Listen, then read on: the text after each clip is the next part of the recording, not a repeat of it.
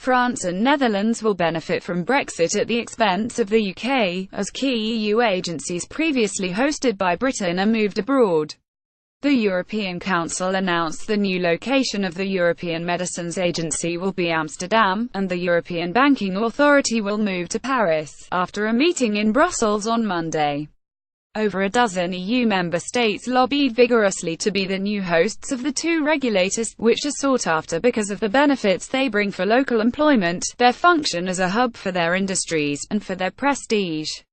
As well as the boost from the agencies themselves, the relocation is also expected to attract the assorted offices of major pharmaceutical companies, financial institutions, and their associated lobbyists and consultancies. The agency's previous location in the UK recognised Britain's role as a financial and pharmaceutical industry superpower within the EU. In April, Brexit Secretary David Davis wrongly said the agencies would be able to stay in Britain after Brexit. The European Medicines Agency (EMA), which employs around 1,000 well-paid staff, coordinates the evaluation of the safety and effectiveness of treatments by national agencies before they can be used across the EU. The smaller European Banking Authority (EBA), which has between 100 and 200 staff, enforces EU bank regulations, stress tests banks, and can overrule national bank regulators if they are found to be breaking European rules. European Council President Donald Tusk said that the real winner of today's vote is EU27, adding that the bloc was organised and getting ready for Brexit.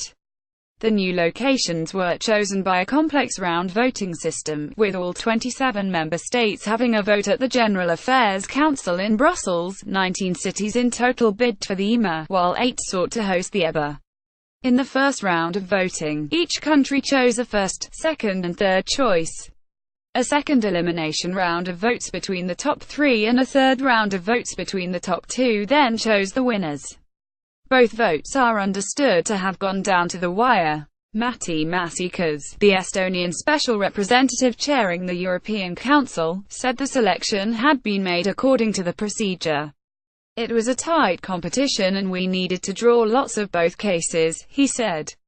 David Davis blames Germany and France for Brexit talks deadlock. They are the most powerful players on the European continent for the Medicines Agency. Sources familiar with the meeting told Reuters that Milan was 2 votes short of outright victory in a second round of voting, with 12 votes, ahead of 9 for Amsterdam and 5 for Copenhagen. However, after the Danish capital was knocked out, its votes mostly went to Amsterdam, producing a 13-13 tie. Under the rules of the selection process, the Estonian minister chairing the meeting stepped in and drew lots to decide the winner. The vote for the banking agency was also tied, and was resolved by drawing a name from a hat at random, with Paris in the runoff against Dublin. Frankfurt, the location of the Eurozone's European Central Bank (ECB), was eliminated in the penultimate round. Asked whether the agencies could be returned to London if Britain revoked Article 50, Mr. Maasikas said, "I will not go into any hypothetical scenario." More about Brexit. European Banking Authority, European Medicines Agency, EU reuse content.